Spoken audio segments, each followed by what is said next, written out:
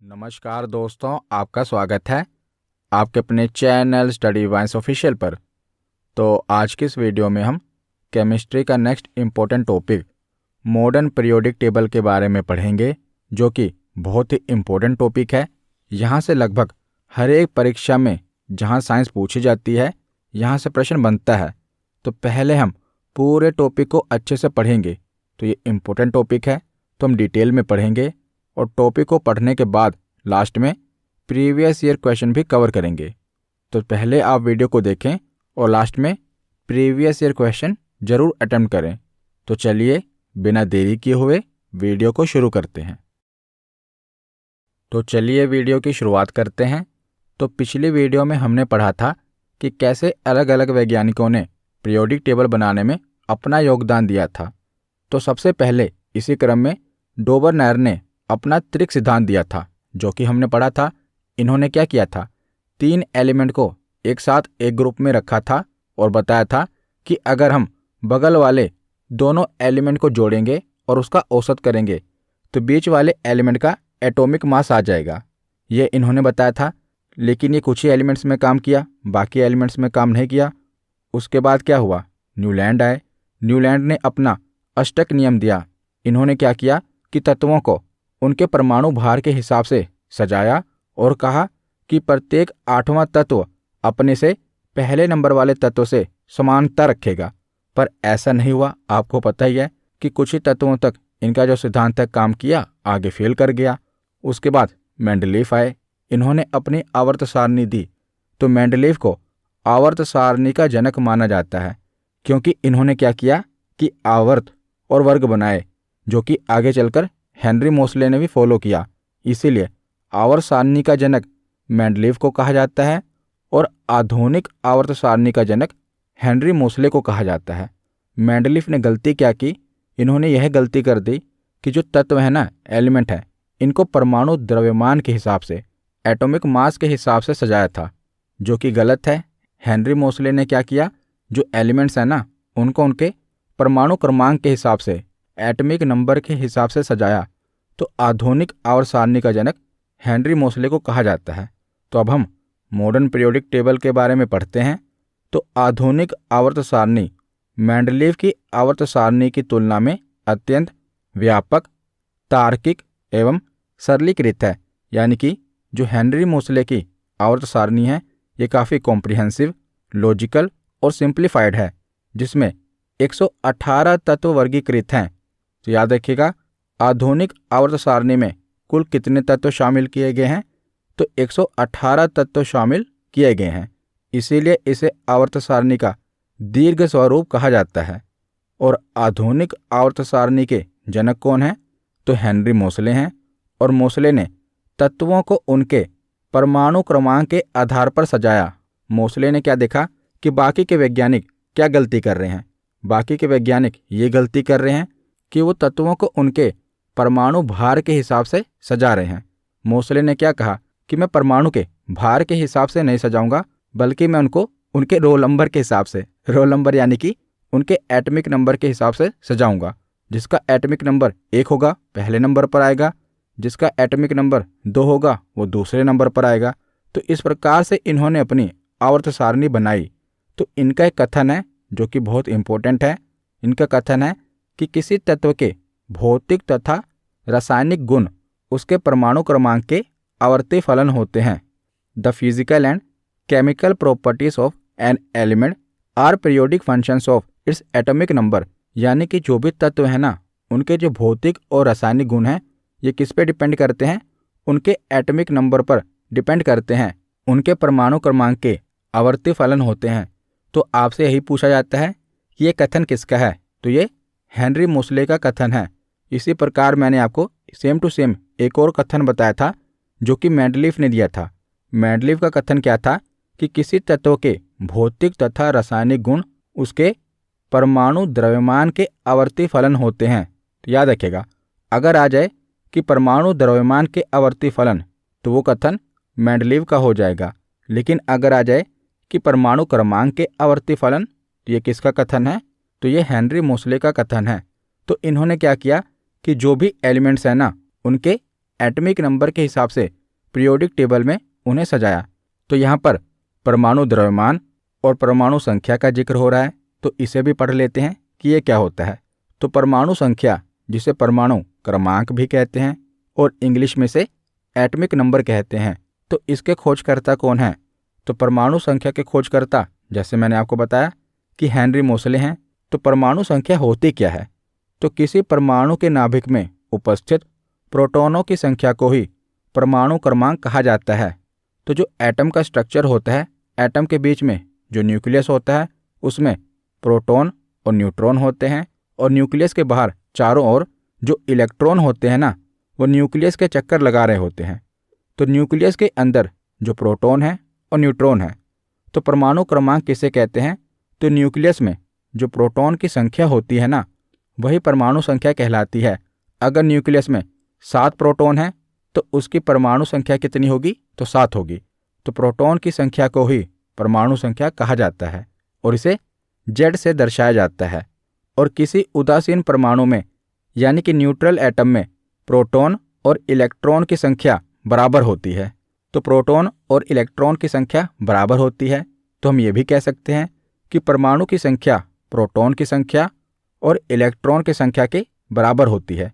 तो भले ही परमाणु में इलेक्ट्रॉन की संख्या प्रोटॉन के संख्या के बराबर होती है, किंतु इलेक्ट्रॉन की संख्या को परमाणु क्रमांक नहीं कहते। क्यों नहीं कहते? क्योंकि जो परमाणु है ना, इसमें जो इलेक्ट्रॉन की संख्या है ये घटती बढ़ती रहती है। इसीलिए इलेक्ट्रॉन की संख्या को परमाणु क्रमांक नहीं कहा जाता, बल्कि जो न्यूक्लियस में प्रोटॉन की संख्या है ना, उसी को परमाणु संख्या कहा जाता है। तो परमाणु संख्या के बाद है परमाणु भार। तो परमाणु भार क्या होता है, यानी कि एटॉमिक मास क्या होता है? तो किसी परमाणु के नाभिक में उपस्थित प्रोटॉनों एवं न्यूट्रॉनों की कुल संख्या के योग को उस परमाणु का परमाणु द्रव्यमान कहा जाता है। तो न्यूक्लियस के अंदर क्या क्या होता है? प्रोटॉन होते हैं और न्यूट्रॉन होते हैं। तो प्रोटॉन और न्यूट्रॉन की कुल संख्या का जो योग होगा, उसी को परमाणु द्रव्यमान कहा जाएगा। तो जैसे मान लीजिए न्यूक्लियस में 7 प्रोटॉन हैं और 8 न्यूट्रॉन हैं, तो बताइए एटॉमिक मास कितना होगा? तो 15 होगा। मैंने बताया ना कि दोनों को जोड़ दो तो उनकी कुल संख्या का योग ही उस परमाणु का परमाणु द्रव्यमान कहलाएगा। तो परमाणु द्रव्यमान को ए से प्रदर्शित किया जाता है। तो परमाणु द्रव्यमान बराबर प्रोटॉन की संख्या प्लस न्यूट्रॉन की संख्या, और इसको हम ये भी कह सकते हैं कि परमाणु द्रव्यमान बराबर परमाणु संख्या, क्योंकि जो परमाणु संख्या होती है वो क्या होती है? प्रोटॉन की संख्या ही होती है। तो परमाणु संख्या में न्यूट्रॉन की संख्या जोड़ दी जाए तो वो भी परमाणु द्रव्यमान ही कहलाएगी। और इसके साथ ही आप ये भी समझ लीजिए, वैसे तो पहले मैंने आपको परमाणु संख्या, परमाणु द्रव्यमान ये सब बताया हुआ है। तो जो इलेक्ट्रॉन होते हैं ना, ये न्यूक्लियस के चारों ओर चक्कर लगाते हैं, और जिस पाथ पर ये चक्कर लगाते हैं उसे शेल या ऑर्बिट कहते हैं, हिंदी में कक्षा कहते हैं। तो हर एक कक्षा में अलग अलग संख्या में इलेक्ट्रॉन होते हैं। तो कितने इलेक्ट्रॉन होते हैं? इनका एक फॉर्मूला है कि 2n के स्क्वायर के अनुसार से जो इलेक्ट्रॉन होते हैं ये कक्षा में भरे जाते हैं। जैसे मान लीजिए जो पहली कक्षा है उसमें कितने इलेक्ट्रॉन होंगे? तो 2n के स्क्वायर, तो n मतलब कि नंबर, यानी कि पहली कक्षा। तो पहली कक्षा को 2 से स्क्वायर कर दो तो 1 का स्क्वायर 1 ही हुआ, और 2 से मल्टीप्लाई कर दो तो 2 आ गया। तो इस प्रकार पहली कक्षा में अधिकतम 2 इलेक्ट्रॉन पाए जाते हैं, दूसरी कक्षा में अधिकतम 8 इलेक्ट्रॉन पाए जाते हैं, तीसरी कक्षा में 18 और चौथी कक्षा में 32 इलेक्ट्रॉन पाए जाते हैं। तो अब हम आगे चलते हैं। तो आधुनिक आवर्त सारणी 7 क्षैतिज पंक्तियों तथा 18 ऊर्ध्वाधर स्तंभों में विभाजित है। 7 क्षैतिज पंक्तियां यानी कि हॉरिजॉन्टल रो। आप देख रहे हैं कि जो हॉरिजॉन्टल रो हैं कितनी हैं? तो 7 हैं, और इन्हें आवर्त इंग्लिश में पीरियड कहा जाता है। और जो वर्टिकल कॉलम है ना, इसे वर्ग इंग्लिश में ग्रुप कहते हैं। तो हॉरिजॉन्टल रो को आवर्त या पीरियड कहा जाता है, और जो वर्टिकल कॉलम है इसे वर्ग या ग्रुप कहा जाता है। तो इस प्रकार जो हेनरी मोसले ने आवर्त सारणी बनाई है, इसमें कुल कितने आवर्त और कितने वर्ग हैं? तो आप देख रहे हैं कि 7 आवर्त हैं और वर्ग कितने हैं? तो टोटल 18 वर्ग हैं, यानी कि 7 पीरियड हैं और 18 ग्रुप हैं। ये बहुत बार एग्जाम में पूछा गया है कि हेनरी मोसले की आवर्त सारणी में कितने आवर्त और वर्ग हैं, तो 7 आवर्त हैं और 18 वर्ग हैं। तो जो आप ये नीचे 2 रो देख रहे हैं ना, जो आप देख रहे हैं ये तो अलग है, इसको काउंट क्यों नहीं कर रहे हैं, जिसको क्या किया गया है कि आवर्त सारणी के बीच में से ही निकाला गया है। तो आप देख रहे हैं 57 नंबर का जो एलिमेंट है ये कौन सा है, लैंथेनॉइड। और इसके आगे आप देखेंगे तो 57 के बाद सीधा 72 आ जाएगा। क्यों आ जाएगा, क्योंकि 57 के बाद का जो एलिमेंट है उन्हें अलग कर दिया गया है, उनकी अलग सीरीज बना दी गई है। अलग सीरीज क्यों बनाई गई है, क्योंकि ये सारे रेडियो एक्टिव एलिमेंट हैं, बहुत ही खतरनाक तत्व हैं, तो इनको क्या किया गया है, तो बाहर रख दिया गया है। तो ये 6ठे नंबर के आवर्त के ही एलिमेंट हैं, ये अलग से नहीं हैं। और जो 7वां नंबर है उसमें भी आप देखेंगे जो 89 नंबर का एलिमेंट है, एक्टिनॉइड कहते हैं, उसके बाद सीधा 104 आ रहा है। 89 के बाद 90 से लेकर 103 तक जो एलिमेंट हैं उन्हें भी नीचे रखा गया है। तो इसे एक्टिनॉइड सीरीज कहा जाता है। ऊपर वाले को लैंथेनॉइड सीरीज कहा जाता है, क्योंकि लैंथेनॉइड एलिमेंट के बाद के ही ये एलिमेंट हैं, इसीलिए इसे लैंथेनॉइड सीरीज कहते हैं। और जो एक्टिनॉइड एलिमेंट्स के बाद की सीरीज है उसे एक्टिनॉइड सीरीज कहा जाता है। और इन दोनों ही सीरीज में कितने एलिमेंट होते हैं, तो एक सीरीज में 14 एलिमेंट, तो दोनों को मिलाकर 28 एलिमेंट्स होते हैं। तो ये दोनों अलग आवर्त नहीं हैं, बल्कि 6ठे नंबर का और 7वें नंबर का जो आवर्त है उसी में से इन्हें बाहर निकाला गया है।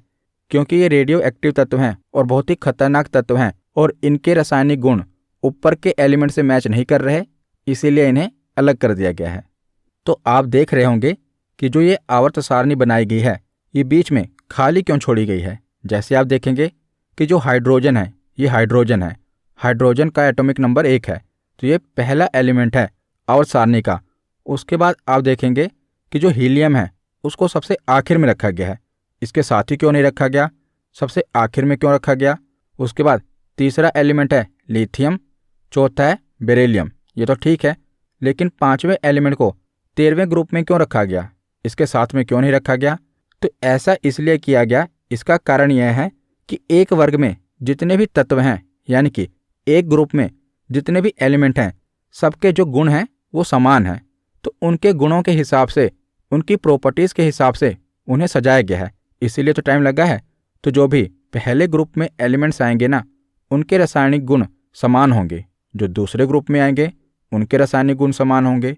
इसी तरह 18 ग्रुप हैं, तो 18 ग्रुप में जो अपने अपने ग्रुप में एलिमेंट्स हैं उनके रासायनिक गुण मैच करेंगे। इसीलिए आप देखेंगे हाइड्रोजन इधर है तो हीलियम 18वें ग्रुप में है, उसे दूसरे ग्रुप में भी तो रख सकते थे, तो 18वें ग्रुप में क्यों रखा, क्योंकि जो उसकी प्रॉपर्टीज़ हैं वो 18वें ग्रुप से मैच करती है, इसीलिए उसे 18वें ग्रुप में रखा गया है। तो इसी प्रकार आप देखेंगे कि जो एलिमेंट्स हैं इन्हें किस तरह सजाया गया है, तो एटॉमिक नंबर के हिसाब से सजाया गया है। तो ऐसे तत्व जिनके परमाणु की बाहरतम कक्षा यानी कि आउटर मोस्ट शेल में इलेक्ट्रॉन की संख्या समान है, उन्हें एक ही वर्ग में रखा गया है। यही कारण है कि एक वर्ग के सभी तत्वों के जो मुख्य गुण हैं वो समान हैं, क्योंकि उनका जो सबसे बाहरतम कक्षा है, सबसे बाहर वाला शेल है, उसमें इलेक्ट्रॉन की संख्या समान होगी। तो सेम ग्रुप में आप जो तत्व देखेंगे उनकी बाहरी कक्षा में इलेक्ट्रॉन की संख्या समान होगी, तो इसीलिए जो उनके मुख्य गुण हैं वो भी समान होते हैं। तो आगे चलते हैं। तो आगे ये पूछा जाता है कि बताइए पहले आवर्त में कुल कितने तत्व हैं, दूसरे आवर्त में कितने तत्व हैं।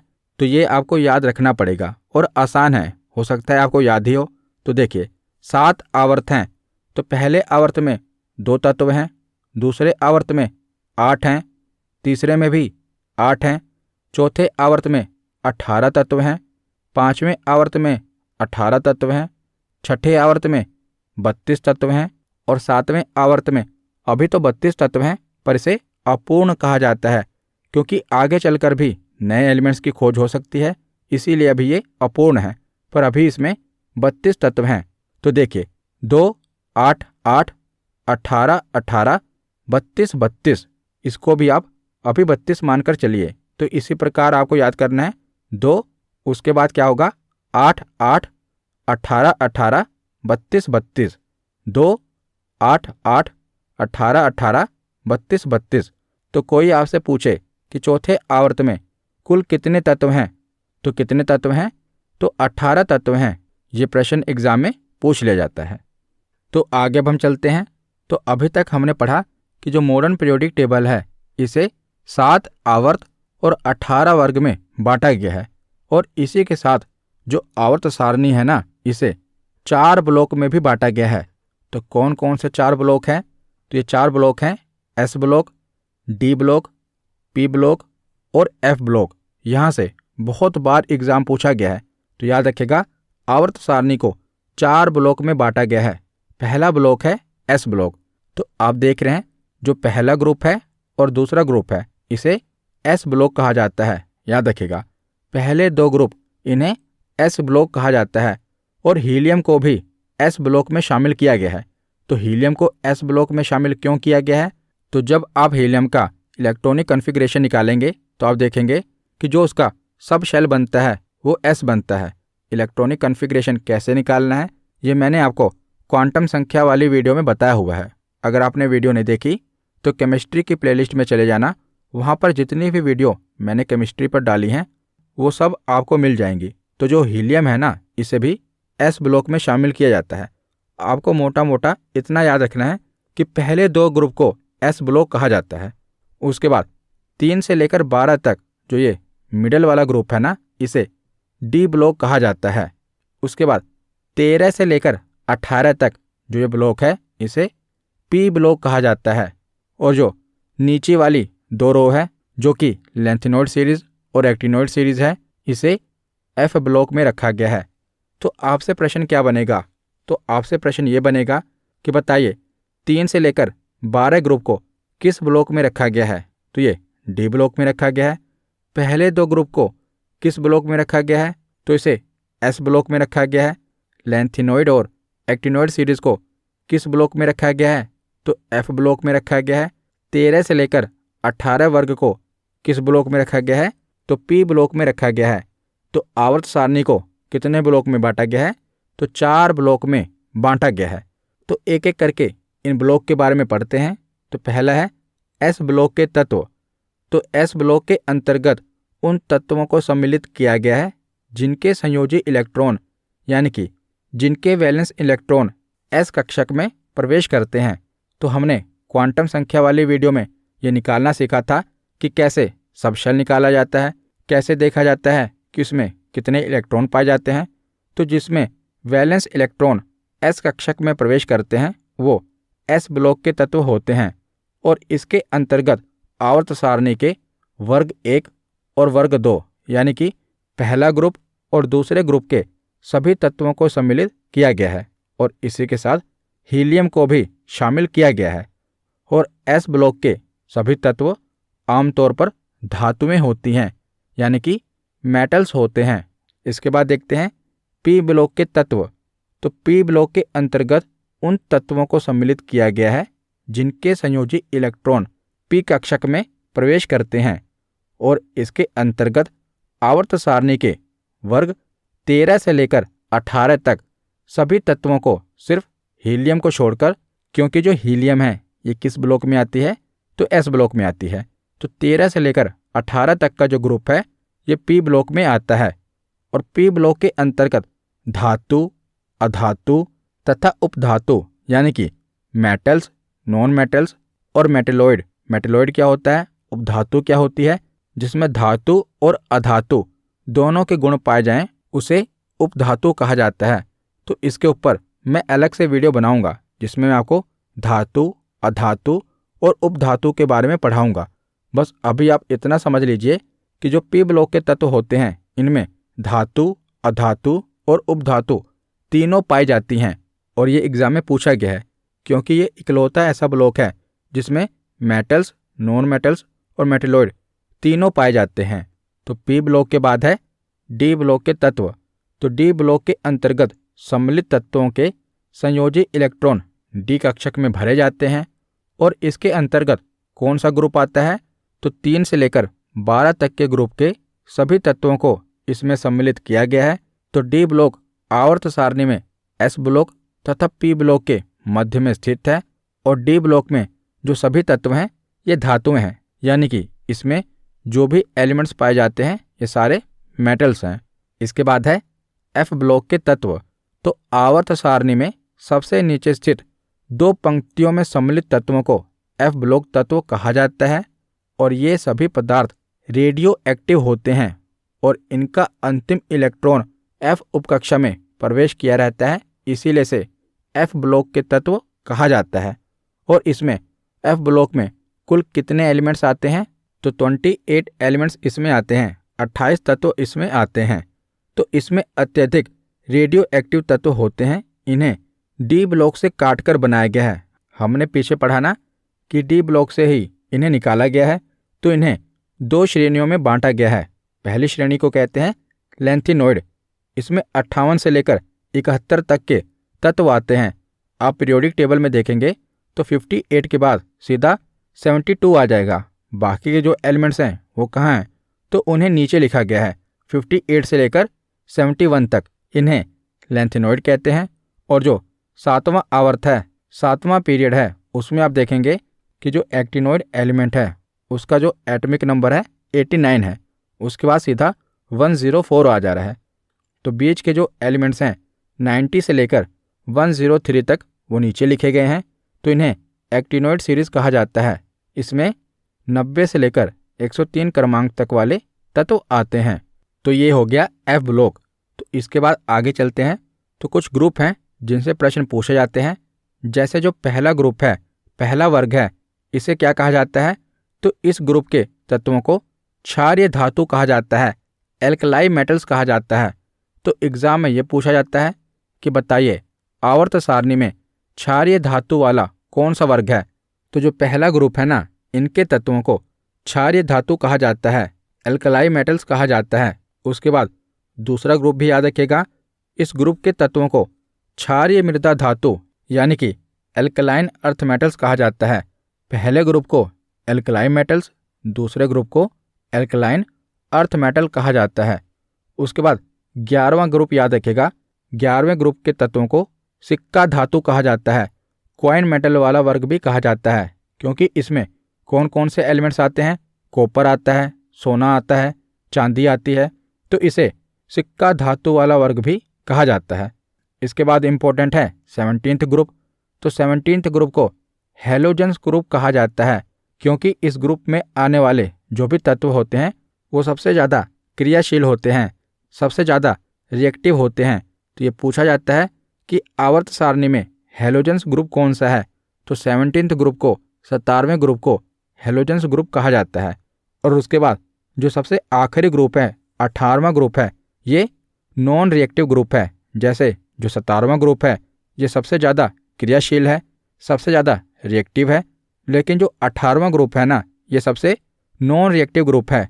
तो इसको अलग अलग नामों से भी जानते हैं।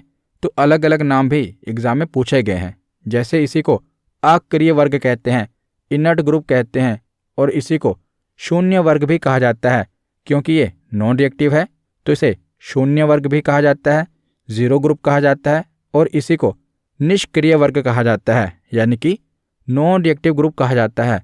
तो तीनों ही नाम याद रखेगा। तो इन 5 ग्रुप के जो ये अन्य नाम हैं ये आपको याद होने चाहिए, ये एग्ज़ाम में बहुत बार रिपीट हुए हैं। तो अब हम आगे चलते हैं। तो देखिए एग्ज़ाम में ये भी प्रश्न पूछा जाता है कि बताइए जो लोहा है यानी कि Fe26 है, ये कौन से आवर्त में आता है और कौन से वर्ग में आता है? तो रेलवे का तो ये फेवरेट क्वेश्चन है, यानी कि रेलवे के एग्ज़ाम में तो यहाँ से भर भर के प्रश्न पूछे जाते हैं कि बताइए लोहा किस वर्ग में आता है या किस आवर्त में आता है, चांदी किस वर्ग में या आवर्त में आती है। तो इसके लिए आपको जो वो एलिमेंट है पहले तो उसका एटॉमिक नंबर पता होना चाहिए। तो एग्ज़ाम में क्या होता है, कई बार एटॉमिक नंबर दिया होता है और कई बार परमाणु संख्या नहीं दी होती। तो 1 से लेकर 30 तक जो एलिमेंट्स हैं उनकी परमाणु संख्या आपको याद होनी चाहिए। और इसके अलावा कुछ इंपॉर्टेंट एलिमेंट्स हैं जो आप अगर प्रीवियस ईयर के क्वेश्चन देखेंगे ना तो आपको आइडिया हो जाएगा कि और कौन से एलिमेंट्स हैं जिनके एटॉमिक नंबर आपको याद होने चाहिए। जैसे गोल्ड है, सिल्वर है, पारा है, इसके एटॉमिक नंबर भी इंपॉर्टेंट होते हैं। तो 1 से लेकर 30 तक जो एलिमेंट्स हैं इनकी परमाणु संख्या, और कुछ वो एलिमेंट्स जो कि प्रीवियस ईयर क्वेश्चन में आप अपने एग्जाम के प्रीवियस ईयर क्वेश्चन देखेंगे तो कुछ ही एलिमेंट्स होंगे जो कि आप देखेंगे बार बार रिपीट हुए हैं, उनके एटॉमिक नंबर याद कर लेना। कई बार तो एग्जाम में एटॉमिक नंबर दिया होता है, कई बार नहीं दिया होता। अगर दिया होगा तो बहुत ही आसानी से हम इसे निकाल लेंगे, और अगर नहीं दिया होगा तो आपको 1 से लेकर 30 तक और कुछ इंपॉर्टेंट याद होने चाहिए। तो इसे पता कैसे करेंगे कि कोई एलिमेंट कौन से पीरियड में आता है और कौन से ग्रुप में आता है? तो इसके लिए हमें इसका इलेक्ट्रॉनिक कॉन्फ़िगरेशन निकालना पड़ेगा, जो कि मैंने आपको क्वांटम नंबर वाली वीडियो में सिखाया था, लेकिन वो तो बहुत ही लेंथी प्रोसेस है। तो मैं आपको इसकी ट्रिक बता देता हूँ जिससे आप आसानी से इसे निकाल पाएंगे। तो वैसे तो ये कोई ट्रिक नहीं है, अगर आप इसे समझेंगे तो आपको भी समझ आ जाएगा। तो मैंने आपको शुरुआत में बताया ना कि जो 7 आवर्त हैं इनमें एलिमेंट्स की संख्या कितनी है। तो पहले आवर्त में 2, फिर 8, 8, 18, 18, 32, 32। तो ये नंबर आपके दिमाग में बैठा होना चाहिए। कौन सा? 2, 8, 8, 18, 18, 32, 32। तो आप देखेंगे जो पहला ग्रुप है ना, पहले ग्रुप में जो एलिमेंट्स आते हैं इनके एटॉमिक नंबर आपको याद होने चाहिए। तो इनके एटॉमिक नंबर आपको याद कैसे होंगे? तो बहुत ही आसान है। तो जो पहला एलिमेंट है इसका एटॉमिक नंबर तो 1 ही होगा ना, जाहिर सी बात है, हाइड्रोजन का 1 है।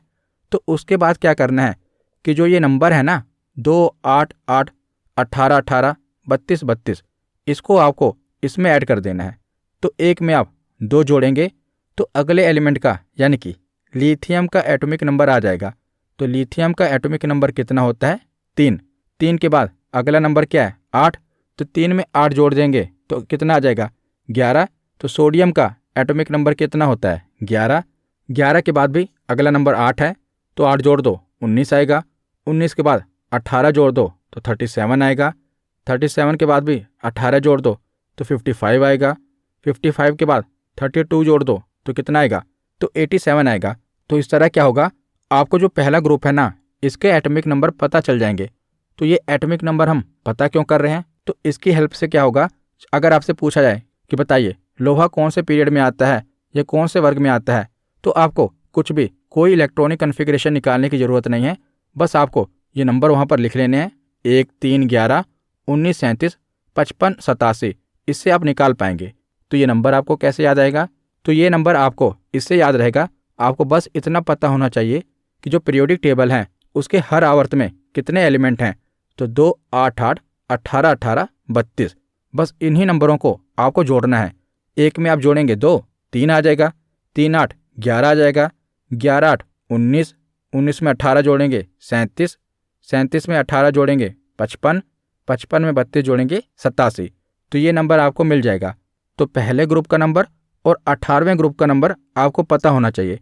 तो 18वें ग्रुप का नंबर अगर आपको पहले ग्रुप का नंबर पता है ना, तो 18वां तो बहुत ही आसान है। पहले मैं आपको बता देता हूँ कि ये नंबर निकला कैसे है। तो देखिए, जो 18वां ग्रुप है उसका सबसे पहला एलिमेंट कौन सा है? हीलियम। तो अगर आप पीरियोडिक टेबल पढ़ रहे हैं तो इतना तो आपको पता होना ही चाहिए कि पहला एलिमेंट हाइड्रोजन होता है, दूसरा हीलियम होता है। तो हीलियम का एटॉमिक नंबर कितना होगा? 2 होगा। तो 2 के बाद हमने देखा कि जो ये नंबर है उसमें क्या है? 8। तो 2 में जोड़ेंगे 8 तो कितना बन जाएगा? 10। तो नियोन का एटॉमिक नंबर कितना होता है? 10। 10 के बाद जोड़ेंगे 8, 18 आ जाएगा। 18 के बाद 18 जोड़ना है 36 आ जाएगा। 36 में 18 जोड़ेंगे 54 आ जाएगा। 54 में 32 जोड़ेंगे तो 86 आ जाएगा। तो पहले और आखिरी ग्रुप के अगर आपको एटॉमिक नंबर पता चल गए ना, अब इनके बीच में जितने भी एलिमेंट्स आते हैं उनका ग्रुप और पीरियड आप आसानी से बता देंगे। रेलवे में यहाँ से बहुत से प्रश्न पूछे जाते हैं, एसएससी में भी पूछे जाते हैं, और अक्सर आप इन्हें छोड़ देते होंगे क्योंकि इसका इलेक्ट्रॉनिक कॉन्फ़िगरेशन निकालना बहुत ही लेंथी प्रोसेस हो जाता है और बहुत ही टाइम लग जाता है। लेकिन आप अगर प्रैक्टिस करेंगे और इन दोनों ग्रुप के जो ये नंबर हैं सीधा लिख देंगे तो उसके बाद क्या होगा कि चुटकियों में आप उस एलिमेंट का ग्रुप और पीरियड पता कर पाएंगे। जैसे देखिए, ये क्वेश्चन पूछा गया था रेलवे में और परमाणु संख्या भी साथ में दी हुई थी, तो काम और आसान हो गया। तो पूछा गया था लोहा यानी कि Fe जिसकी परमाणु संख्या है 26, यह तत्व कौन से आवर्त और वर्ग में आता है? तो आवर्त कैसे पता करेंगे? तो जो हमने ये नंबर निकाले हैं अब इन्हीं से हम आवर्त और वर्ग पता करेंगे। कैसे पता करेंगे? तो जो पहले ग्रुप के एटॉमिक नंबर हैं 1 से लेकर 7 आवर्त तक के इसमें नंबर हैं जो जैसे क्या है 26। तो बताइए 26 किस में आएगा? तो 26 19 से लेकर 36 के बीच में आएगा। तो 26 19 से लेकर 36 के बीच में आएगा ना। पीरियोडिक टेबल आप समझिए, मैंने क्या किया है, पहले ग्रुप के एटॉमिक नंबर और आखिरी ग्रुप के एटॉमिक नंबर लिख दिए हैं। तो 19 से लेकर 26 के बीच में ही तो कहीं 36 आएगा ना। तो जो 19 नंबर का एलिमेंट है ये कौन से आवर्त में आता है? तो 1, 2, 3 और 4, तो चौथे आवर्त में आता है। तो आप पीरियोडिक टेबल में देखेंगे तो देखिए यहाँ पर लोहा आ रहा है ना, तो चौथे आवर्त में ये आ रहा है। तो आवर्त कौन सा हो गया? 4। आपको कुछ नहीं करना, बस आपको देखना है कौन सी परमाणु संख्या है, सीधे उसको पहले ग्रुप के जो एटॉमिक नंबर हैं उनमें देखना है कि किसके बीच में आता है। जैसे 19 के बाद क्या है 37, तो यहाँ पर 37 से लेकर 54 तक के एलिमेंट आएंगे। 37 से पहले क्या है 19, तो 19 से लेकर 36 तक जो भी एलिमेंट हैं वो यहाँ पर आएंगे। तो चौथा आवर्त हो गया। अब वर्ग कैसे निकालना है कि कौन से ग्रुप में ये एलिमेंट आएगा? तो वर्ग आपको ऐसे निकालना है, तो जो भी आवर्त होगा ना, तो कौन से आवर्त में ये लोहा है? तो हमने देखा कि चौथे आवर्त में है। तो चौथे आवर्त में है, ये हमने जो पहले ग्रुप के एटॉमिक नंबर है यहाँ से पता लगाया, और जो वर्ग है ये जो आखिरी ग्रुप का एटॉमिक नंबर है ना, यहाँ से हम वर्ग पता लगाएंगे। तो वर्ग पता कैसे लगेगा? तो जिस भी आवर्त में वो एलिमेंट आ रहा होगा ना, उससे जो पिछला नंबर होगा हमें वो देखना है। कैसे? तो देखिए, जैसे जो लोहा है हमने देखा ये कौन से आवर्त में आ रहा है? तो 4th आवर्त में आ रहा है, यानी कि 19 से लेकर 36 तक के जो एलिमेंट्स हैं ये 4th आवर्त में आ रहे हैं। तो इससे हमें एक नंबर पीछे जाना है। तो 36 से एक नंबर पीछे कितना है? 18। बस हमें यही ध्यान में रखना है। हमें क्या करना है, जो भी वो एलिमेंट का परमाणु संख्या होगी उसमें से 18 घटा दो, तो कितना आ गया? तो 8 आ गया। तो बस 8वें वर्ग में ये एलिमेंट आएगा। जैसे आप पीरियोडिक टेबल देखिए तो लोहा कहाँ पर है? तो आप देखेंगे ये है लोहा। तो आप पीरियोडिक टेबल में देखेंगे तो चौथा आवर्त और 8वां वर्ग यहाँ पर आपको लोहा मिलेगा। तो देखिए ये 8वां वर्ग है और ये चौथा आवर्त है, तो यही है ना लोहा। तो इस प्रकार हम कोई भी एलिमेंट है ना उसका आवर्त और वर्ग आसानी से पता कर लेंगे। जैसे इसके बाद देखते हैं चांदी, यानी कि एजी तत्व कौन से आवर्त और वर्ग में आता है? तो इसकी परमाणु संख्या क्या है? 47। तो सबसे पहले ग्रुप के एटॉमिक नंबर में देखना है कि 47 कहाँ पर लाई कर रहा है। तो 37 में करेगा? नहीं, 37 से बड़ा है। तो 55 में करेगा? नहीं, 55 से नंबर ये छोटा है, क्योंकि जो 55 है इसमें 55 से लेकर 86 नंबर तक के एलिमेंट्स आएंगे। तो उससे पीछे जाओ, 37 में लाई करेगा? हाँ, 37 से लेकर 54 तक के जो एलिमेंट्स हैं ये इसी में आएंगे। तो 37 से लेकर 54 के बीच में ही तो 47 आएगा। तो कौन सा आवर्त होगा? तो 1, 2, 3, 4 और 5, तो 5वां आवर्त होगा। तो अब हम वर्ग देखेंगे। तो मैंने आपको बताया अगर 5वां आवर्त है तो 5 से एक नंबर ऊपर देखेंगे। तो 5वां आवर्त कहाँ पर आ रहा था? 37 से लेकर 54 के बीच में आ रहा है। तो 54 से एक नंबर ऊपर कितना है? 36 है। तो बस 47 में से 36 घटा दो, कितना हो गया? 11 हो गया। तो 11वां वर्ग होगा। अब पीरियोडिक टेबल में देखो 11वां वर्ग और 5वें आवर्त में आपको चांदी देखने को मिल जाएगी। तो देखिए यहाँ पर है ना 11वां वर्ग और 5वां आवर्त, यहाँ पर चांदी है। तो कई बार एग्जामिनर आपसे यह भी पूछ लेता है कि बताइए जो चांदी है किस ब्लॉक में है? आवर्त भी हो गया, वर्ग भी हो गया। कई बार आपसे ब्लॉक पूछ लिया जाता है। तो ब्लॉक के लिए आपको कुछ नहीं करना। मैंने आपको बताया ना कि पहले 2 वर्ग के एलिमेंट एस ब्लॉक में आएंगे, 3 से लेकर 12 वर्ग के जो एलिमेंट्स हैं वो डी ब्लॉक में आएंगे, 13 से लेकर 18 वर्ग के जो एलिमेंट्स हैं वो पी ब्लॉक में आएंगे। जैसे अभी हम जो क्वेश्चन सोल्व कर रहे हैं, चांदी ये कौन से वर्ग में है? तो 11वें वर्ग में है। तो 3 से लेकर 12 तक जो वर्ग है ये किस ब्लॉक में आता है? तो डी ब्लॉक में आता है। तो बस आपको वर्ग निकाल लेना है। वर्ग निकालने के बाद आपको पता चल जाएगा कि कौन से ब्लॉक में आता है। तो जो ये मैंने आपको ट्रिक बताई, तो देखिए हर एक ट्रिक की अपनी एक एक्सेप्शन होती है, यानी कि उसका अपवाद होता है। कोई भी ट्रिक हर चीज़ में पूरी तरह से फिट नहीं बैठ पाती, इसीलिए जो उसके अपवाद हैं वो भी हमें देखने पड़ेंगे। तो अपवाद क्या है? अपवाद कुछ नहीं है। तो ये अपवाद बन क्यों रहा है? क्योंकि आप देखेंगे कि जो एलिमेंट सजाए गए हैं ना, इनके बीच में कुछ जगह भी छोड़ी गई है। जैसे आप देखेंगे कि जो मैग्नीशियम है 12 नंबर पर है और 13 नंबर पर जो एल्यूमिनियम आ रहा है, मैग्नीशियम दूसरे ग्रुप में है और एल्यूमिनियम 13वें ग्रुप में आ रहा है। बीच में 10 ग्रुप खाली छोड़े गए हैं। तो अगर आप एल्यूमिनियम का वर्ग निकालेंगे तो ये गलत निकल जाएगा, क्योंकि जो ट्रिक तभी काम करेगी अगर जो सारे बॉक्स हैं वो पूरी तरह से फिल हैं, यानी कि जो एलिमेंट्स हैं वो पूरी तरह से भरे गए हैं। जैसे हमने चांदी का निकाला तो आप देखेंगे कि 37 से लेकर 54 तक लगातार सारे एलिमेंट्स भरे गए हैं, बीच में कोई भी जगह खाली नहीं है। इसलिए चांदी का जो पीरियड है और ग्रुप है आसानी से निकल आया। और हमने साथ में लोहे का भी निकाला था, तो आप देख रहे हैं जो लोहा है ये 8वें ग्रुप में है, और जिस ये आवर्त में है, चौथे आवर्त में है, तो चौथे आवर्त में 19 से लेकर 36 तक एलिमेंट्स आते हैं और लगातार ये सभी तत्व भरे गए हैं। तो दिक्कत कब आएगी? तो दिक्कत तब आएगी जब बीच में जगह खाली छोड़ी हो। तो इसका भी समाधान है, आवर्त निकालने में कोई दिक्कत नहीं होगी, बस उसका जो वर्ग है, वर्ग यानी कि ग्रुप निकालने में दिक्कत होती है आपको, लेकिन अब आप समझ लेंगे तो ये भी आपको दिक्कत नहीं होगी।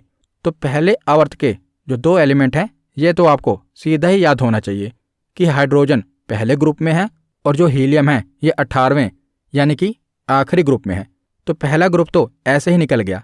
पहले आवर्त के लिए आपको कोई ट्रिक याद नहीं करनी, क्योंकि जो हाइड्रोजन है ये पहले ग्रुप में है और पहले आवर्त में है, और जो हीलियम है ये भी पहले आवर्त में है और 18वें ग्रुप में है। तो हाइड्रोजन और हीलियम, तो पहला आवर्त तो खत्म हो गया। अब हम देखते हैं दूसरा और तीसरा आवर्त। यहाँ पर आपको दिक्कत होगी, क्योंकि दूसरा और जो तीसरा आवर्त है इनमें बीच में आप जगह देखेंगे तो ये खाली है। तो कितने एलिमेंट्स तक ये खाली है? तो 3 से लेकर 12 ग्रुप तक आप काउंट करेंगे तो 10 ग्रुप बनते हैं। 3 को अगर आप 1 मानोगे ना तो 1 2 3 4 5 6 7 8 9 और 10, तो 3 से लेकर 12 तक 10 ग्रुप बनते हैं जो कि खाली हैं। तो जब भी आप वर्ग निकालेंगे, अगर वो दूसरे आवर्त या तीसरे आवर्त का होगा, तो जब भी आप वर्ग निकालेंगे तो उसमें 10 जोड़ देंगे। 10 क्यों जोड़ना है? क्योंकि बीच में 10 जगह खाली है। जैसे आपको एल्यूमिनियम का वर्ग निकालने को कहा जाए तो एल्यूमिनियम आप देखेंगे कि तीसरे आवर्त में आता है। तो जैसे ही तीसरा आवर्त आएगा आपके दिमाग में आना चाहिए कि दूसरा और तीसरे आवर्त में 10 जोड़ना है। 10 जोड़ना क्यों है? क्योंकि एल्यूमिनियम को वैसे तो तीसरे ग्रुप में आना चाहिए, मैग्नीशियम दूसरे ग्रुप में है, तो एल्यूमिनियम तीसरे ग्रुप में आना चाहिए ना। लेकिन एल्यूमिनियम है कहाँ पर? एल्यूमिनियम 13वें ग्रुप में रखा गया है। तो इसीलिए आपको जब भी दूसरा या तीसरा ग्रुप हो और उसका ग्रुप निकालना हो यानी वर्ग निकालना हो, तो आप उसमें 10 जोड़ देंगे। कैसे जोड़ेंगे अभी मैं आपको इसे निकालना सिखाऊंगा। तो 3 तक आवर्त हो गए। उसके बाद जो चौथा आवर्त है इसमें कोई दिक्कत नहीं है, जैसे हम ट्रिक लगा रहे हैं वैसे ही लगेगी। जो 5वां आवर्त है इसमें भी कोई दिक्कत नहीं है, वही ट्रिक लगेगी। अब बचा 6ठा और 7वां आवर्त। तो बताइए क्या इसमें कोई दिक्कत आएगी या नहीं? तो आएगी। क्यों आएगी? क्योंकि आप देखेंगे कि 57 के बाद सीधा क्या आ रहा है? 72। बीच में जो सीरीज़ है उसे नीचे लिखा गया ना, लेंथेनॉइड सीरीज और एक्टिनॉइड सीरीज। तो इसे क्या किया गया है? यहाँ से निकालकर अलग रखा गया है। तो 57 के बाद सीधा 72 आ जा रहा है। तो यहाँ पर आप देखेंगे कि जो 14 एलिमेंट्स हैं उन्हें नीचे लिखा गया है। तो यहाँ पर 14 एलिमेंट्स नीचे हैं। तो आपको क्या करना है, जब भी 6ठा और 7वां ग्रुप हो तो उसमें 14 घटा देना है। और आप सोच रहे होंगे कि अगर हम भूल जाएं कि 14 घटाना है नहीं, तो देखिए अब भूल ही नहीं पाएंगे, क्योंकि जब भी 6ठे और 7वें आवर्त का आप वर्ग निकालेंगे ना तो वो 18 से भी ऊपर चला जाएगा। 18 टोटल वर्ग हैं और उसका जो वर्ग निकालेंगे वो 18 से भी ऊपर चला जाएगा। तो आपको याद आएगा यार इसमें तो कुछ घटाना है। तो यही जो 14 एलिमेंट्स हैं जो नीचे लिखे गए हैं इन्हीं को घटाना है। तो देखिए दोनों के एक एक सवाल देखते हैं। पहले हम एल्यूमिनियम देखते हैं। तो पूछा गया है कि एल्यूमिनियम बताइए कौन से आवर्त में आता है, कौन से वर्ग में आता है। तो आवर्त निकालना तो आसान है। तो जो नंबर मैंने आपको बताए हैं कि पहले ग्रुप के जो नंबर हैं और आखिरी ग्रुप के जो नंबर हैं वो आपको लिख लेने हैं, वो तो लिखने ही पड़ेंगे। तो यहाँ पर तो पीरियोडिक टेबल सामने है, वहाँ पर पीरियोडिक टेबल सामने नहीं होगा। तो आपको पहला ग्रुप और जो आखिरी ग्रुप है इसके एटॉमिक नंबर आपको जैसे मैंने बताए हैं वैसे लिख लेने हैं। तो यहाँ पर भी लिखे हुए हैं, हम यहीं से देख लेते हैं। तो एल्यूमिनियम इसकी परमाणु संख्या है 13। तो आप देखेंगे कि 13 कहाँ पर आ रहा है? तो 13 11 और 18 के बीच में आ रहा है। तो कौन सा आवर्त होगा? तो 1 2 और 3 यानी कि तीसरा आवर्त होगा। और जैसे ही तीसरा आवर्त आया आपके दिमाग में आना चाहिए कि दूसरा और तीसरे आवर्त में जो भी वर्ग निकालना है ना उसमें हमें 10 जोड़ना पड़ेगा। तो अब हम वर्ग निकालेंगे। तो वर्ग कैसे निकलेगा? तो वर्ग निकालने के लिए मैंने आपको बताया था कि जिस आवर्त में वो एलिमेंट होगा उसके एक नंबर ऊपर देखना है। तो तीसरे आवर्त में है, यानी कि 11 से लेकर 18 के बीच में है, तो 18 से ऊपर कौन सा नंबर है? 10। तो आपको क्या करना है, इस एल्यूमिनियम की परमाणु संख्या कितनी है? 13। 13 में से 10 घटा दो तो बचा 3। तो अगर ये तीसरे आवर्त का एलिमेंट ना होता तो यहाँ पर हम निकाल देते, ये सही होता। लेकिन ये तीसरे आवर्त का एलिमेंट है, तो हमें क्या करना है? 3 में 10 जोड़ देना है। 10 जोड़ क्यों देना है? क्योंकि ये तीसरे वर्ग में नहीं बैठा, 10 जगह छोड़कर बैठा है। तो 3 में 10 जोड़ोगे कितना आएगा? तो 13 आएगा। तो जो एल्यूमिनियम है ये आप देखेंगे कि 13वें वर्ग में है और तीसरे आवर्त में है। अब हम इसी तरह जो पारा है इसका आवर्त और वर्ग निकालते हैं। तो जो पारा है यानी कि Hg है, इसका एटॉमिक नंबर 80 होता है, 80 होता है। पारे का एटॉमिक नंबर याद रखना जरूरी है, ये तो बहुत बार रिपीट हुआ है। तो इसका एटॉमिक नंबर होता है 80। तो अब देखिए ये कौन से आवर्त में आएगा। तो सबसे पहले देखेंगे कि 80 किसके बीच में आता है। तो 55 से लेकर 86 के बीच में आएगा।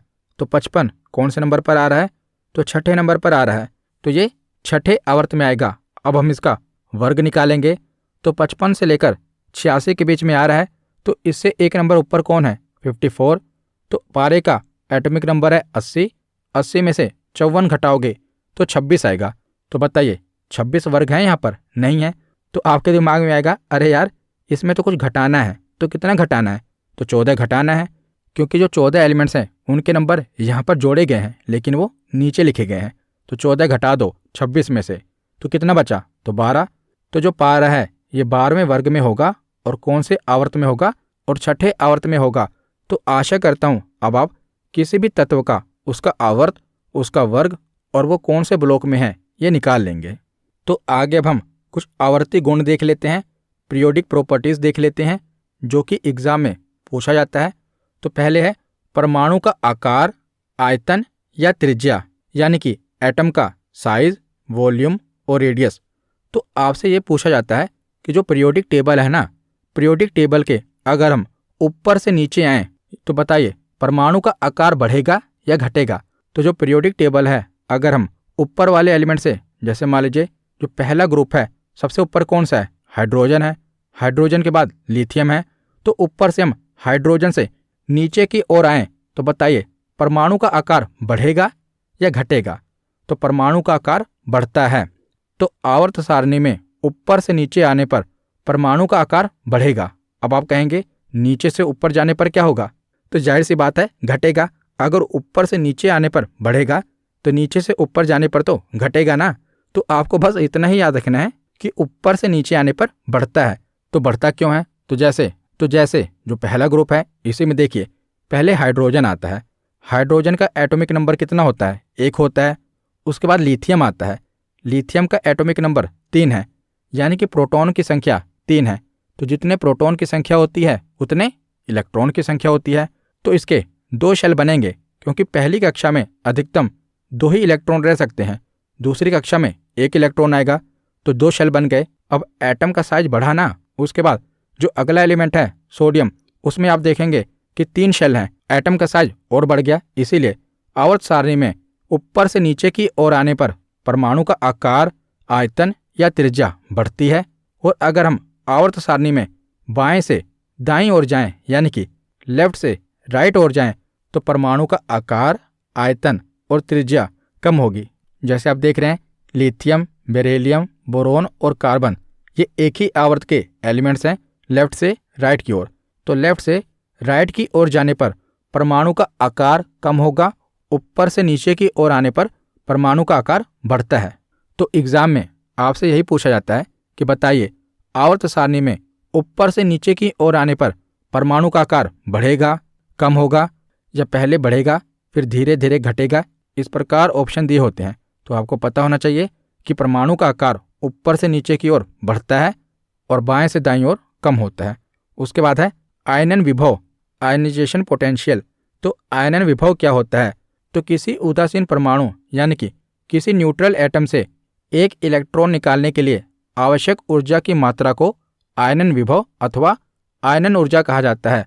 तो जो भी न्यूट्रल एटम है उसमें से एक इलेक्ट्रॉन निकालने के लिए जो आवश्यक ऊर्जा लगती है उसी को आयनन विभव कहा जाता है। तो परीक्षा में प्रश्न क्या बनता है कि बताइए आवर्त सारणी में ऊपर से अगर नीचे की ओर आए तो आयनन विभव बढ़ेगा या घटेगा। तो ऊपर से नीचे आने पर आयनन विभव कम होगा और आवर्त सारणी में बाएं से दाईं ओर जाने पर आयनन विभव बढ़ेगा। और ठीक यही चीज हमें इलेक्ट्रॉन बंधुता में भी देखने को मिलती है। इलेक्ट्रॉन एफिनिटी क्या होता है? तो किसी उदासीन परमाणु में एक इलेक्ट्रॉन जोड़ने पर खर्च की गई ऊर्जा को ही इलेक्ट्रॉन बंधुता कहा जाता है। आयनन विभव में इलेक्ट्रॉन निकालने के लिए जो आवश्यक ऊर्जा है उसे आयनन विभव कहा जाता है और इलेक्ट्रॉन को जोड़ने के लिए जो खर्च की गई ऊर्जा है उसे इलेक्ट्रॉन बंधुता कहा जाता है। तो इसमें भी आवर्त सारणी में अगर हम देखें तो ऊपर से नीचे की ओर आने पर जो इलेक्ट्रॉन बंधुता है, जैसे आयनन विभव कम होगा उसी तरह इलेक्ट्रॉन बंधुता भी कम होगी। और आवर्त सारणी में बाएं से दाईं ओर बढ़ने पर जैसे आयनन विभव बढ़ेगा उसी तरह इलेक्ट्रॉन बंधुता भी बढ़ेगी। अब बस दो बचे हैं, एक है विद्युत धनात्मकता, एक है विद्युत ऋणात्मकता। ये भी एग्जाम में पूछे गए हैं। तो विद्युत धनात्मकता क्या होता है? तो जो तत्व आसानी से अपना इलेक्ट्रॉन त्याग करता है ना, उसी को विद्युत धनात्मक तत्व कहते हैं। तो ऊपर से नीचे आने पर विद्युत धनात्मकता बढ़ती है, बाएं से दाईं ओर जाने पर विद्युत धनात्मकता कम होती है। और जो विद्युत ऋणात्मकता है ये क्या होती है? तो जो तत्व आसानी से इलेक्ट्रॉन ग्रहण कर लेता है वे विद्युत ऋणात्मक तत्व कहलाते हैं। तो ये विद्युत धनात्मकता का उल्टा होता है। जाहिर सी बात है, वो इलेक्ट्रॉन पॉजिटिविटी है, ये इलेक्ट्रॉन नेगेटिविटी है। तो जो इलेक्ट्रॉन पॉजिटिव है वो ऊपर से नीचे आने पर पॉजिटिव हो रहा है, यानी कि बढ़ रहा है, इसी तरह याद रखिएगा।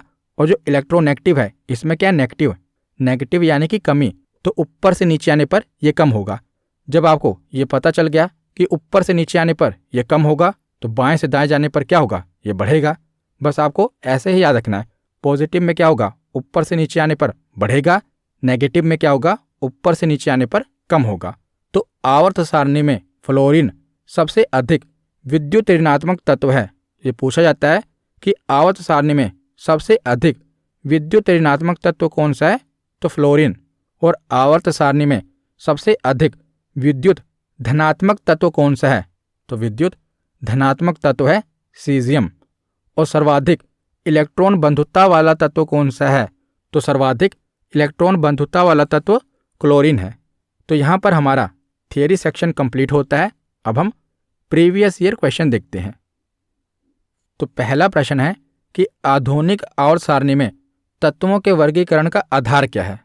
तो जो मॉडर्न पीरियोडिक टेबल है इसमें जो तत्व हैं उनके वर्गीकरण का आधार क्या है? तो एटॉमिक नंबर यानी कि परमाणु संख्या। तो ऑप्शन ए इसका सही जवाब होगा। अगला प्रश्न है कि आधुनिक आवर्त सारणी में वर्गों की कुल कितनी संख्या है? तो ग्रुप की कितनी संख्या है? तो 18 वर्ग हैं। तो इसका सही जवाब होगा ऑप्शन डी।